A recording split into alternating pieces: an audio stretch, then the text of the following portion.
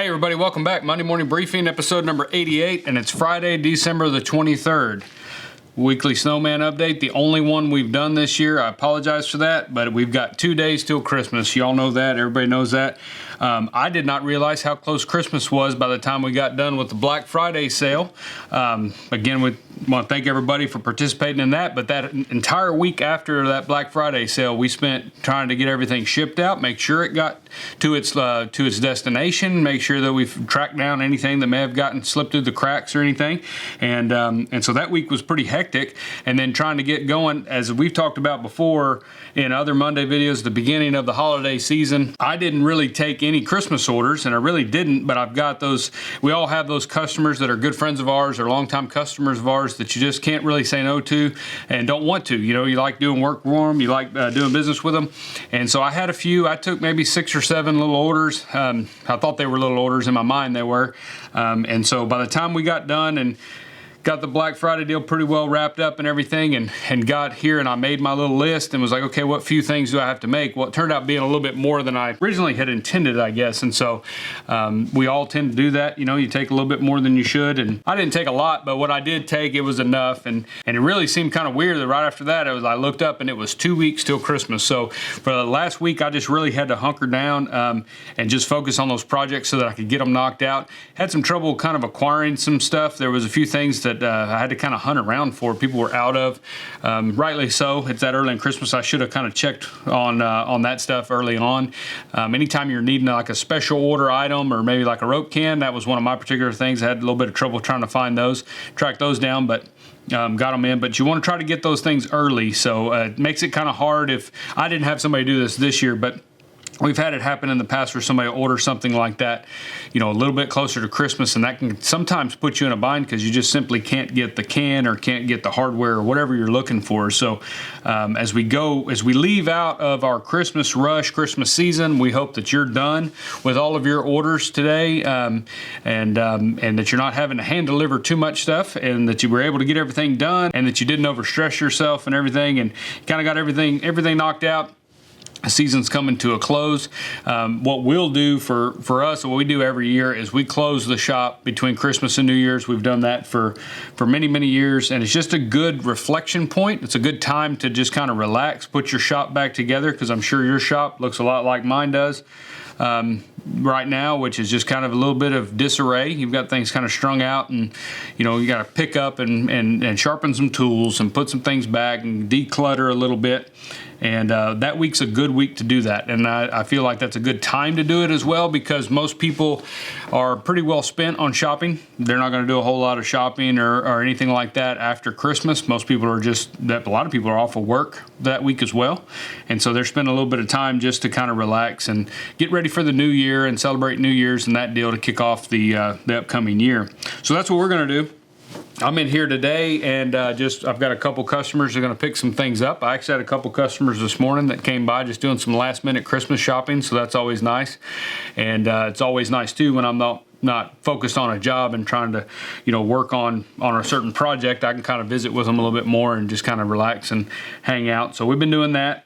And then next week, like I said, we'll do Christmas this weekend, and then next week we'll just be in and out of the shop. We will be closed, but if you do have an issue, or you need me to track a shipment for you, or you have some issue with, you know, it didn't get to you, or you're just questioning about it or wondering where it is, you can certainly shoot us an email, and we will be checking the email and kind of monitoring that over the week.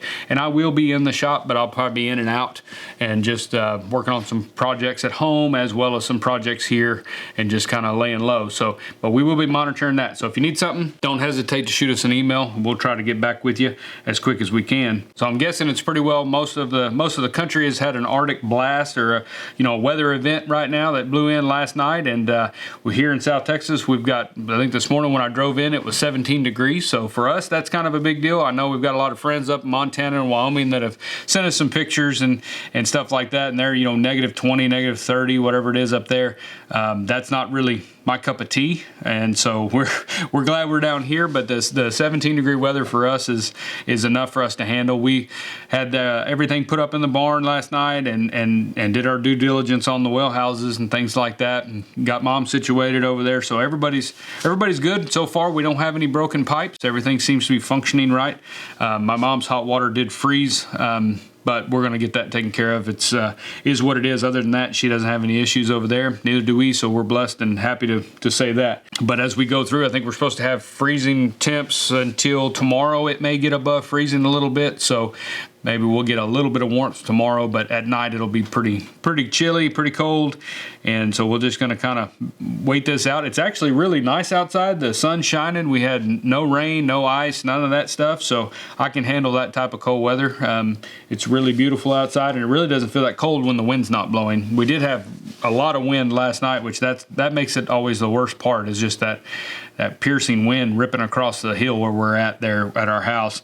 And but that seems to be dying down and kind of laying down, so we're happy about that. So we're going to just kind of hang out this weekend. But yeah, we're excited. Like I said, and next week I'm going to kind of spend some time too, just kind of looking at the shop as a whole now that the year's pretty well over, looking at some of the trends and some of the things that y'all have requested, and some of the emails and our video traction, like how some of the videos did and things like that. I'm really looking at the DG Leathercraft side of the business, and wanted to expand on that and kind of put a little bit more focus on that, a little bit more time into that, get much more consistent with the podcast as well as the videos. I think we did a good job this year of getting more consistent, and we'd like to just kind of improve on that a little bit this coming year as well. But also on the type of projects. I've got some project ideas that are going to be kind of more challenging.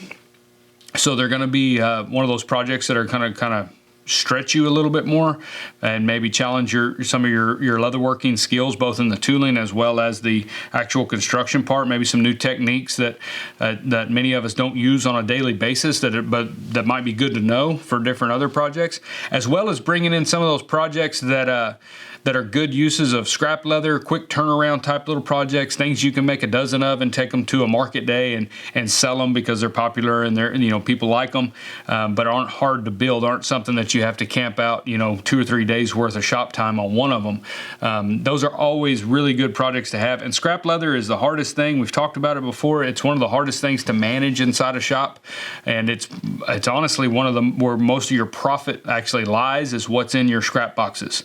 Everybody thinks you roll a brand new side of leather out, when you cut the heart out of it, that's where you're making your money, but that's not the case. You're making most of your money off what you do with that scrap, and if you're throwing most of it in the trash, you're throwing a lot of money in the trash, because that leather can be utilized and made into little projects that will hit a bigger market, as far as more people that walk into your booth or walk into your store or your shop.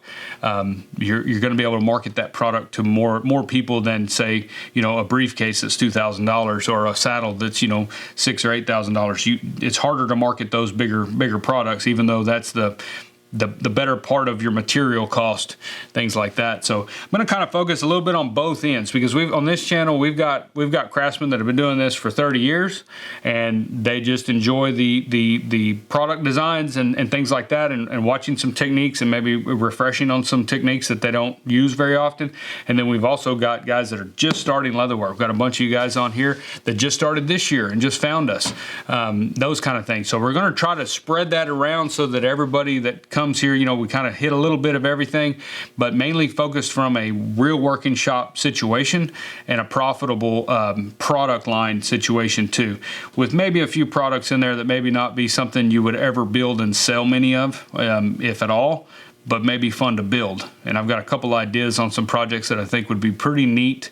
It would make just a fun video, and maybe a real neat pattern pack, but not something you're probably going to get a lot of orders for, but would be just a neat showpiece to have in the store. So I've got a few of those that I'm kind of playing around with and letting those ferment and kind of iron out some of the details and see if I can take those on. So I'm excited about 2023. I'm excited about DG Leathercraft and what we're doing, and I want to thank everybody that's been involved with us this year and in the past as well. the newsletter, listening to the podcast. We really appreciate that. Watching the videos. Above all else, just consuming our content and giving us feedback when you can, as far as what you like, what you would like to see, those kind of things. That's invaluable to us. And then being a part of the newsletter, of course, and being able to hear about what's going on in the shop behind the scenes and when new products come out and things. And then if you find a pattern that you would like to purchase from us or a material pack, we really, really appreciate anytime you do that. That's just that's awesome, and we really do appreciate it. But we're just so thankful that you're here and that you're watching the channel. If you just found us, be sure to subscribe to the channel, and that we don't miss any new videos, project videos, updates, anything like that that's coming through in 2023. Because I think this is going to be another great year for DG Leathercraft and where we take it from here, and some of the new things that we're going to try to do with it. And I think it's going to be a lot of fun. But I appreciate you guys watching. I hope you all have a very Merry Christmas and a Happy New Year. Hope you get to spend time with family and friends, take a little time off, get to do what you want to do a little bit, maybe make something cool for yourself in the shop. That's always fun to do. And we'll see y'all next week in the Monday morning briefing. Merry Christmas.